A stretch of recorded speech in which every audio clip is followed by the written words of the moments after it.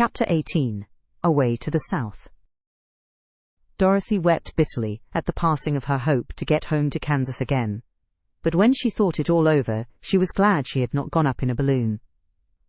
And she also felt sorry at losing Oz, and so did her companions. The Tin Woodman came to her and said, "Truly I should be ungrateful if I failed to mourn for the man who gave me my lovely heart. I should like to cry a little because Oz is gone, if you will kindly wipe away my tears, so that I shall not rust." "With pleasure," she answered, and brought a towel at once. Then the Tin Woodman wept for several minutes, and she watched the tears carefully, and wiped them away with the towel.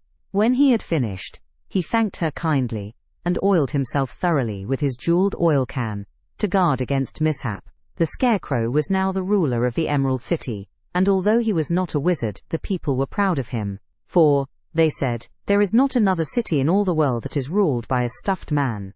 And, so far as they knew, they were quite right. The morning after the balloon had gone up with Oz, the four travelers met in the throne room, and talked matters over. The Scarecrow sat in the big throne, and the others stood respectfully before him. "We are not so unlucky," said the new ruler, "for this palace and the Emerald City belong to us, and we can do just as we please. When I remember that a short time ago I was up on a pole in a farmer's cornfield, and that now I am the ruler of this beautiful city, I am quite satisfied with my lot. I also," said the Tin Woodman, "am well pleased with my new heart, and really, that was the only thing I wished in all the world. For my part, I am content in knowing I am as brave as any beast that ever lived, if not braver," said the Lion modestly.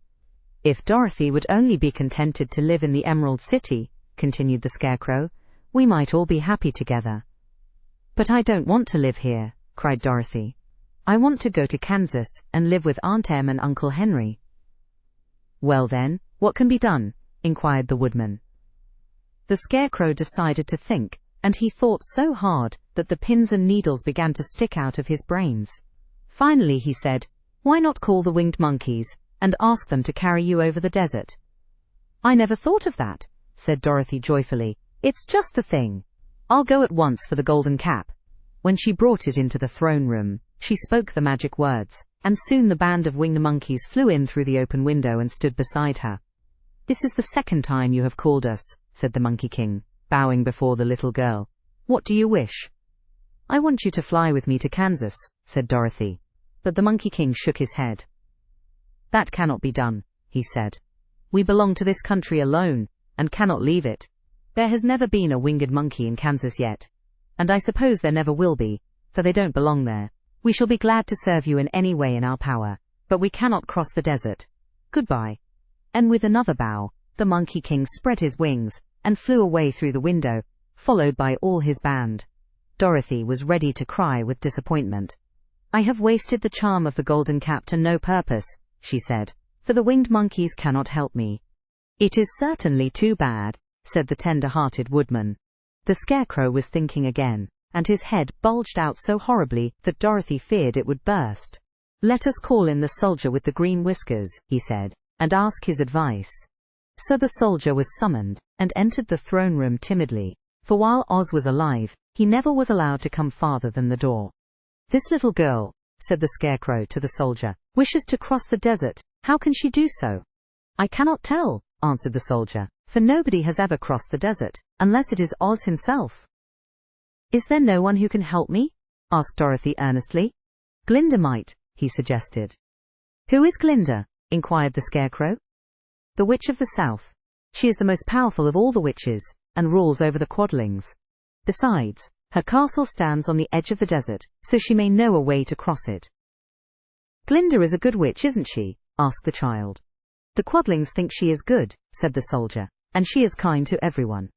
I have heard that Glinda is a beautiful woman, who knows how to keep young in spite of the many years she has lived." "How can I get to her castle?" asked Dorothy. "The road is straight to the south," he answered, "but it is said to be full of dangers to travelers.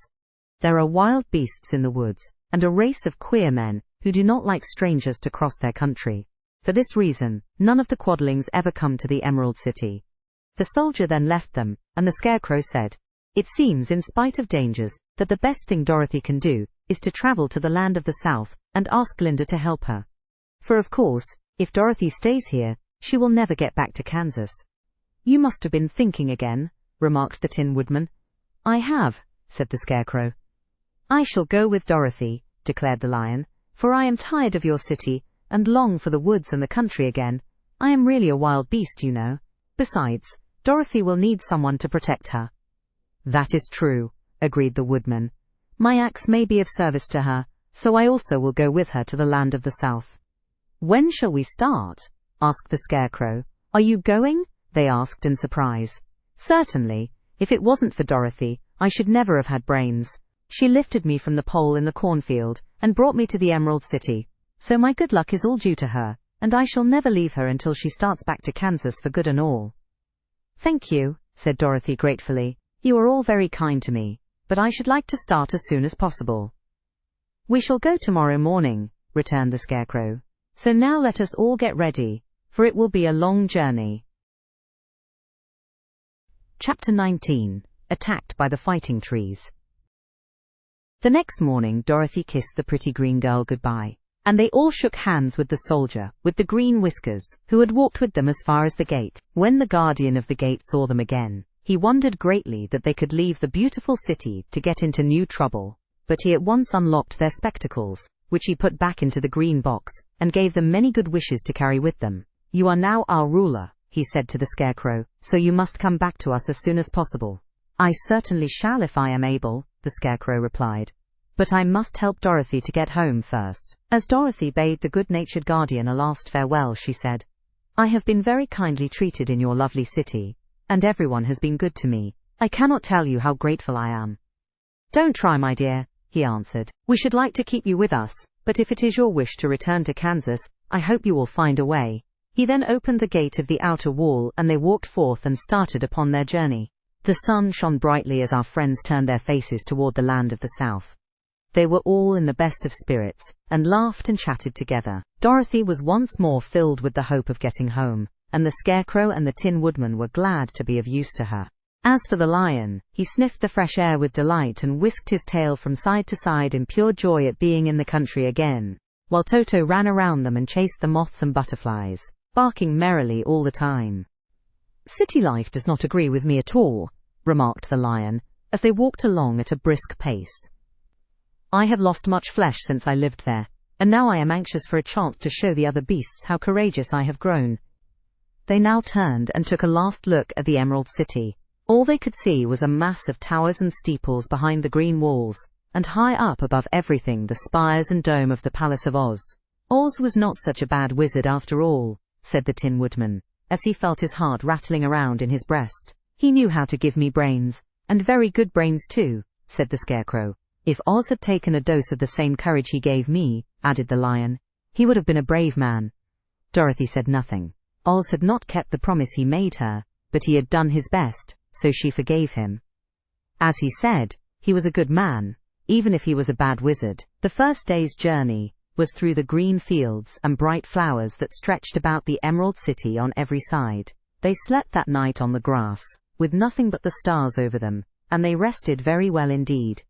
In the morning they traveled on until they came to a thick wood. There was no way of going around it, for it seemed to extend to the right and left as far as they could see, and besides, they did not dare change the direction of their journey for fear of getting lost. So they looked for the place where it would be easiest to get into the forest. The Scarecrow, who was in the lead, finally discovered a big tree, with such wide-spreading branches that there was room for the party to pass underneath. So he walked forward to the tree, but just as he came under the first branches they bent down and twined around him, and the next minute he was raised from the ground and flung headlong among his fellow travelers. This did not hurt the Scarecrow, but it surprised him, and he looked rather dizzy when Dorothy picked him up. "Here is another space between the trees," called the Lion. "Let me try it first," said the Scarecrow, "for it doesn't hurt me to get thrown about." He walked up to another tree as he spoke, but its branches immediately seized him and tossed him back again. "This is strange," exclaimed Dorothy. "What shall we do?" "The trees seem to have made up their minds to fight us and stop our journey," remarked the Lion.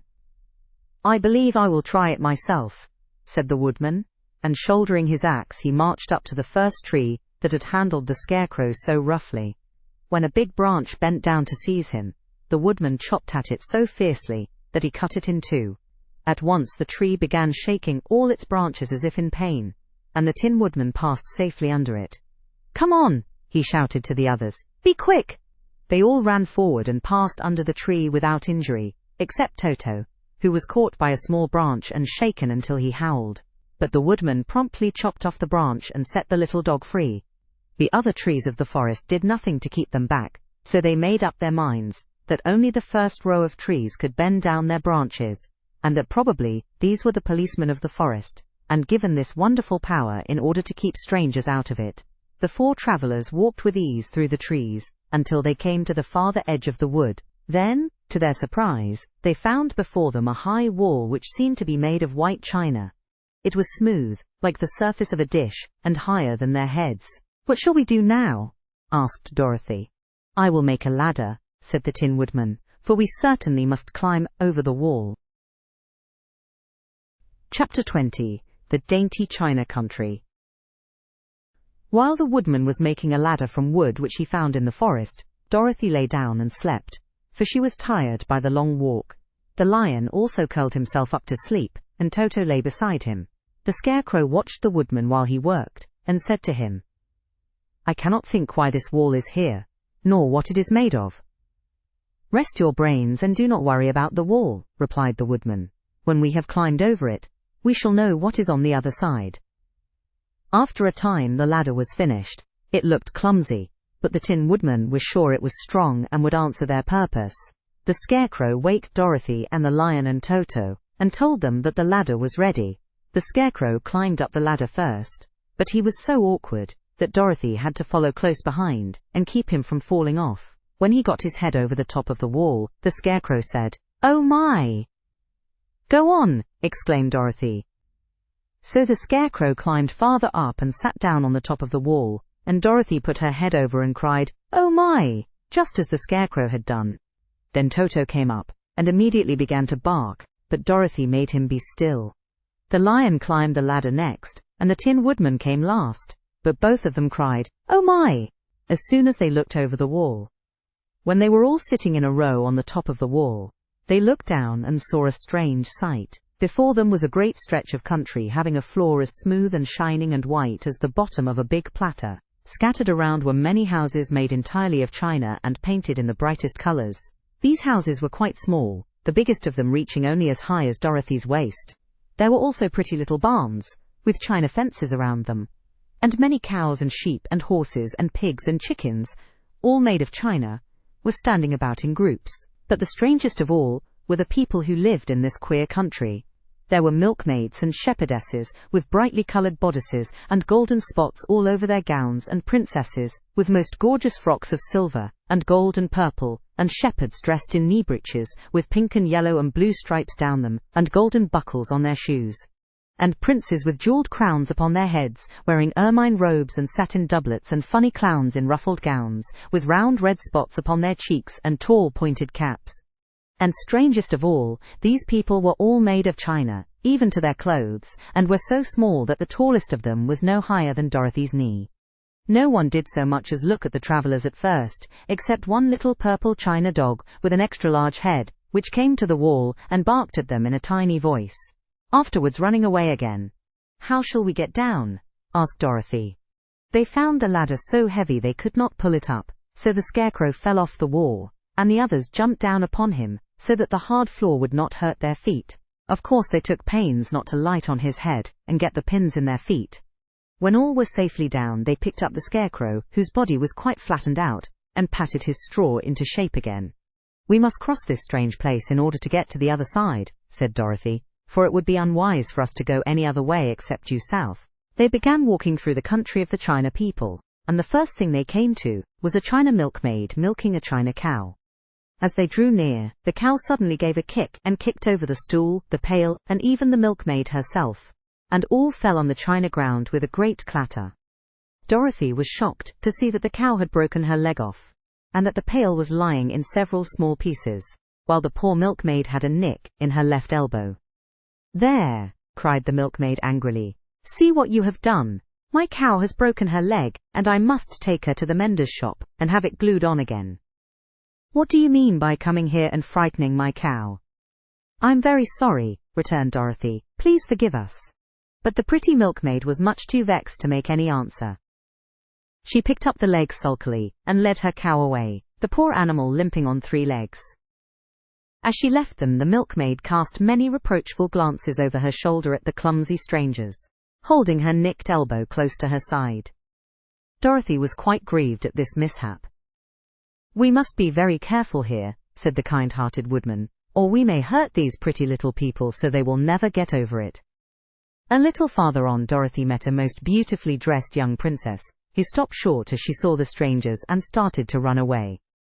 Dorothy wanted to see more of the princess, so she ran after her.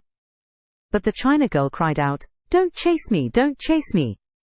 She had such a frightened little voice that Dorothy stopped and said, "Why not?" "Because," answered the princess, also stopping, a safe distance away, "if I run I may fall down and break myself." "But could you not be mended?" asked the girl.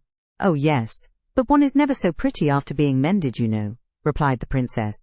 "I suppose not," said Dorothy. "Now there is Mr. Joker, one of our clowns," continued the China lady, "who is always trying to stand upon his head. He has broken himself so often that he is mended in 100 places and doesn't look at all pretty.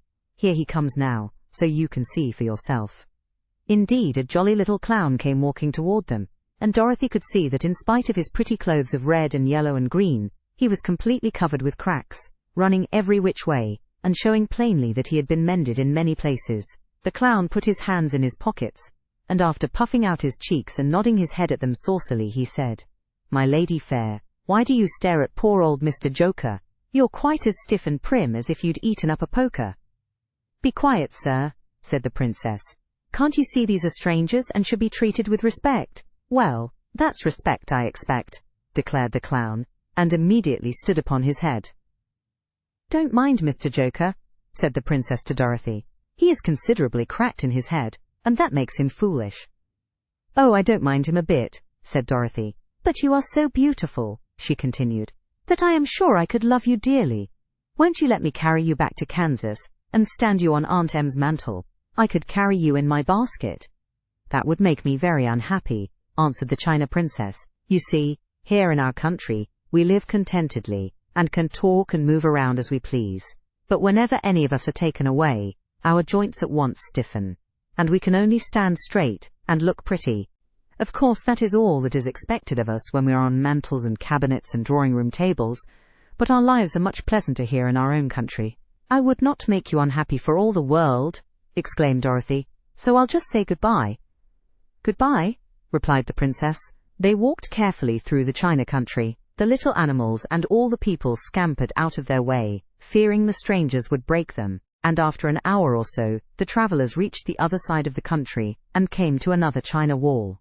It was not so high as the first, however, and by standing upon the lion's back, they all managed to scramble to the top. Then the lion gathered his legs under him and jumped on the wall, but just as he jumped, he upset a china church with his tail and smashed it all to pieces. "That was too bad," said Dorothy, "but really I think we were lucky in not doing these little people more harm than breaking a cow's leg and a church. They are all so brittle." "They are indeed," said the Scarecrow, "and I am thankful I am made of straw and cannot be easily damaged. There are worse things in the world than being a scarecrow." Chapter 21. The Lion Becomes the King of Beasts.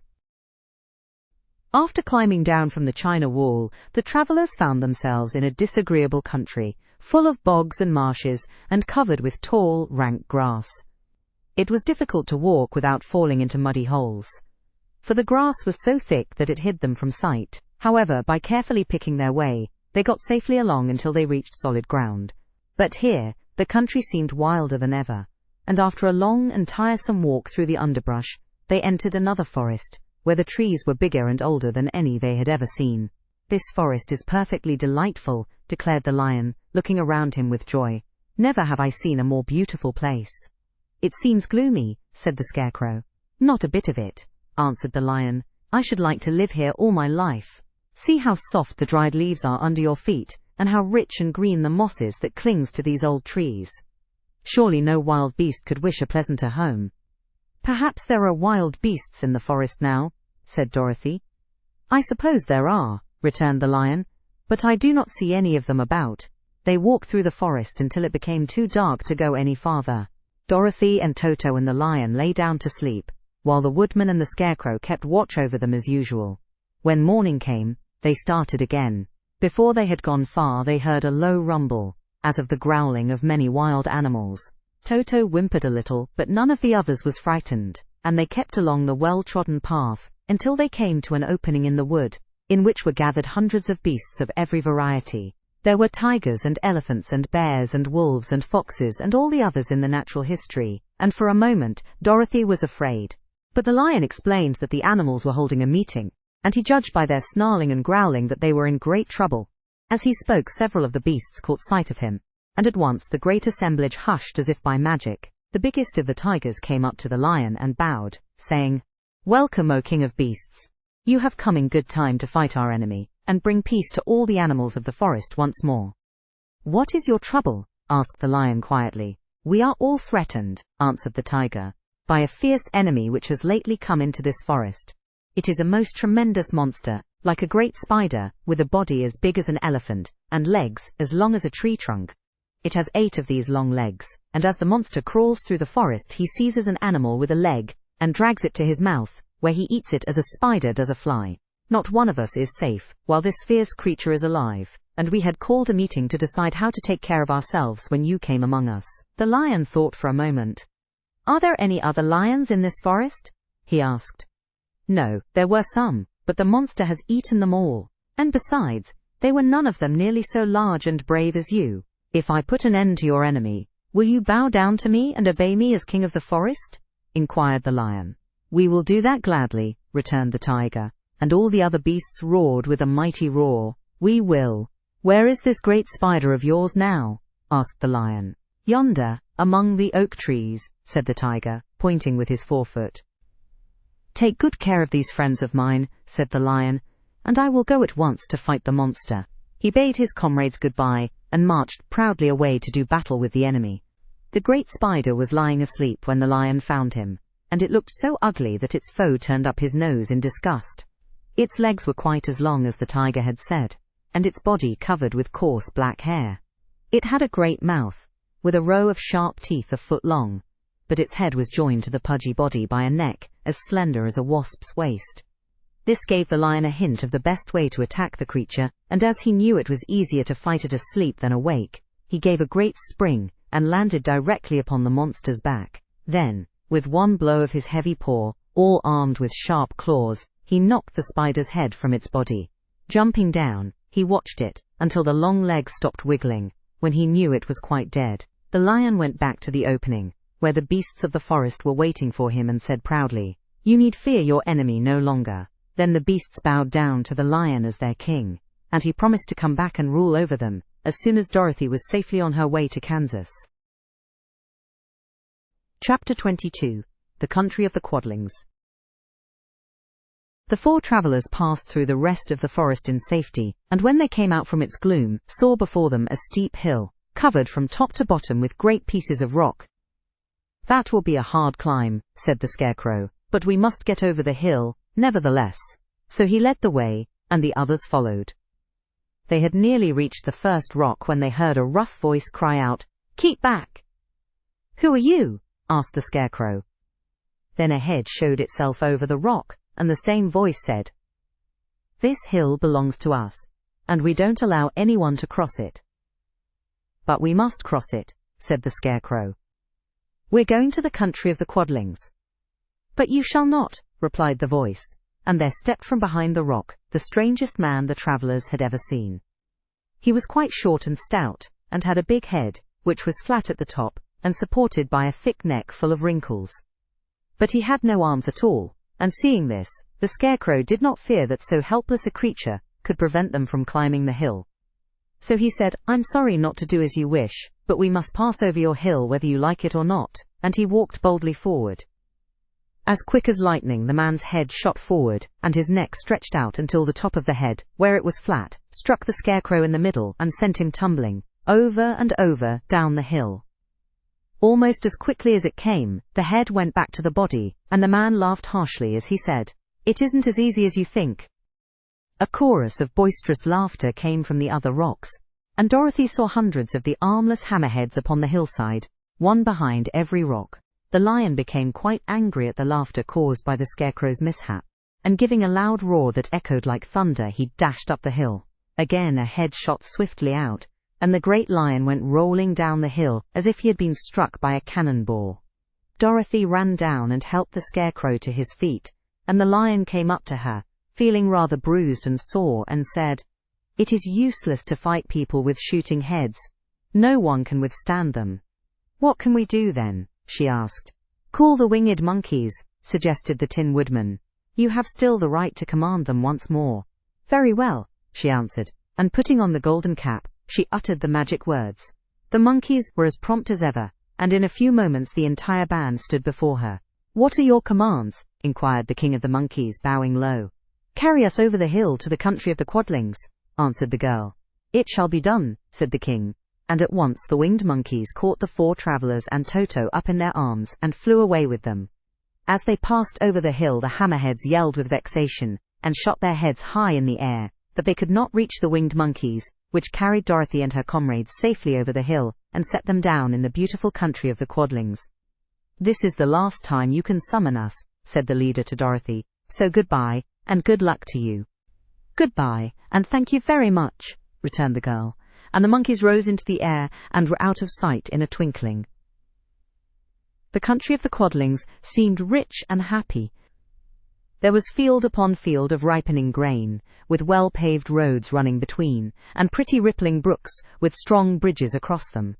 The fences and houses and bridges were all painted bright red, just as they had been painted yellow in the country of the Winkies and blue in the country of the Munchkins. The Quadlings themselves, who were short and fat and looked chubby and good-natured, were dressed all in red, which showed bright against the green grass and the yellowing grain. The monkeys had set them down near a farmhouse, and the four travelers walked up to it and knocked at the door. It was opened by the farmer's wife, and when Dorothy asked for something to eat, the woman gave them all a good dinner, with 3 kinds of cake and 4 kinds of cookies, and a bowl of milk for Toto. "How far is it to the castle of Glinda?" asked the child. "It is not a great way," answered the farmer's wife. "Take the road to the south, and you will soon reach it." Thanking the good woman, they started afresh, and walked by the fields, and across the pretty bridges, until they saw before them a very beautiful castle. Before the gates were 3 young girls, dressed in handsome red uniforms trimmed with gold braid, and as Dorothy approached, one of them said to her, "Why have you come to the South Country?" "To see the good witch who rules here," she answered. "Will you take me to her? Let me have your name, and I will ask Glinda if she will receive you." They told who they were, and the girl soldier went into the castle. After a few moments she came back to say that Dorothy and the others were to be admitted at once. Chapter 23. Glinda the Good Witch grants Dorothy's wish. Before they went to see Glinda, however, they were taken to a room of the castle, where Dorothy washed her face and combed her hair, and the lion shook the dust out of his mane, and the Scarecrow patted himself into his best shape, and the Woodman polished his tin and oiled his joints. When they were all quite presentable, they followed the soldier girl into a big room, where the witch Glinda sat upon a throne of rubies. She was both beautiful and young to their eyes. Her hair was a rich red in color, and fell in flowing ringlets over her shoulders. Her dress was pure white, but her eyes were blue, and they looked kindly upon the little girl. "What can I do for you, my child?" she asked. Dorothy told the witch all her story, how the cyclone had brought her to the land of Oz, how she had found her companions, and of the wonderful adventures they had met with. "My greatest wish now," she added, "is to get back to Kansas, for Aunt Em will surely think something dreadful has happened to me, and that will make her put on mourning, and unless the crops are better this year than they were last, I am sure Uncle Henry cannot afford it." Glinda leaned forward and kissed the sweet, upturned face of the loving little girl. "Bless your dear heart," she said. "I am sure I can tell you of a way to get back to Kansas." Then she added, "But, if I do, you must give me the golden cap." "Willingly," exclaimed Dorothy. "Indeed, it is of no use to me now, and when you have it, you can command the winged monkeys 3 times. "And I think I shall need their service just those 3 times, answered Glinda, smiling. Dorothy then gave her the golden cap, and the witch said to the Scarecrow, "What will you do when Dorothy has left us?" "I will return to the Emerald City," he replied, "for Oz has made me its ruler, and the people like me. The only thing that worries me is how to cross the hill of the hammerheads. By means of the golden cap, I shall command the winged monkeys to carry you to the gates of the Emerald City, said Glinda, for it would be a shame to deprive the people of so wonderful a ruler. Am I really wonderful? Asked the Scarecrow. You are unusual, replied Glinda. Turning to the Tin Woodman, she asked, what will become of you when Dorothy leaves this country? He leaned on his axe and thought a moment. Then he said, the Winkies were very kind to me, and wanted me to rule over them after the Wicked Witch died. I am fond of the Winkies, and if I could get back again to the country of the West, I should like nothing better than to rule over them forever. My second command to the winged monkeys, said Glinda, will be that they carry you safely to the land of the Winkies. Your brain may not be so large to look at as those of the Scarecrow, but you are really brighter than he is, when you are well polished, and I am sure you will rule the Winkies wisely and well. Then the witch looked at the big shaggy lion and asked, when Dorothy has returned to her own home, what will become of you? Over the hill of the hammerheads, he answered, lies a grand old forest, and all the beasts that live there have made me their king. If I could only get back to this forest, I would pass my life very happily there. My third command to the winged monkeys, said Glinda, shall be to carry you to your forest. Then, having used up the powers of the golden cap, I shall give it to the king of the monkeys, that he and his band may thereafter be free for evermore. The Scarecrow and the Tin Woodman and the Lion now thanked the good witch earnestly for her kindness, and Dorothy exclaimed, you are certainly as good as you are beautiful, but you have not yet told me how to get back to Kansas. Your silver shoes will carry you over the desert, replied Glinda. If you had known their power, you could have gone back to your Aunt Em the very first day you came to this country. But then I should not have had my wonderful brains, cried the Scarecrow. I might have passed my whole life in the farmer's cornfield. And I should not have had my lovely heart, said the Tin Woodman. I might have stood and rusted in the forest till the end of the world. And I should have lived a coward forever, declared the Lion, and no beast in all the forest would have had a good word to say to me. This is all true, said Dorothy, and I am glad I was of use to these good friends. But now that each of them has had what he most desired, and each is happy in having a kingdom to rule besides, I think I should like to go back to Kansas. The silver shoes, said the good witch, have wonderful powers, and one of the most curious things about them is that they can carry you to any place in the world in 3 steps, and each step will be made in the wink of an eye. All you have to do is to knock the heels together 3 times, and command the shoes to carry you wherever you wish to go. If that is so, said the child joyfully, I will ask them to carry me back to Kansas at once. She threw her arms around the lion's neck and kissed him, patting his big head tenderly. Then she kissed the Tin Woodman, who was weeping in a way most dangerous to his joints. But she hugged the soft stuffed body of the Scarecrow in her arms instead of kissing his painted face, and found she was crying herself at this sorrowful parting from her loving comrades. Glinda the Good stepped down from her ruby throne to give the little girl a goodbye kiss, and Dorothy thanked her for all the kindness she had shown to her friends and herself. Dorothy now took Toto up solemnly in her arms, and having said one last goodbye, she clapped the heels of her shoes together 3 times, saying, Take me home to Aunt Em. Instantly she was whirling through the air, so swiftly that all she could see or feel was the wind whistling past her ears. The silver shoes took but 3 steps, and then she stopped so suddenly that she rolled over upon the grass several times before she knew where she was. At length, however, she sat up and looked about her. Good gracious! She cried. For she was sitting on the broad Kansas prairie, and just before her was the new farmhouse Uncle Henry built after the cyclone had carried away the old one. Uncle Henry was milking the cows in the barnyard, and Toto had jumped out of her arms and was running toward the barn, barking furiously. Dorothy stood up and found she was in her stocking feet, for the silver shoes had fallen off in her flight through the air and were lost forever in the desert. Chapter 24. Home Again. Aunt Em had just come out of the house to water the cabbages when she looked up and saw Dorothy running toward her. My darling child!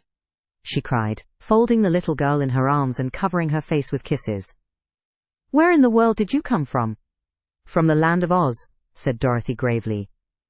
And here is Toto too. And oh, Aunt Em, I'm so glad to be at home again.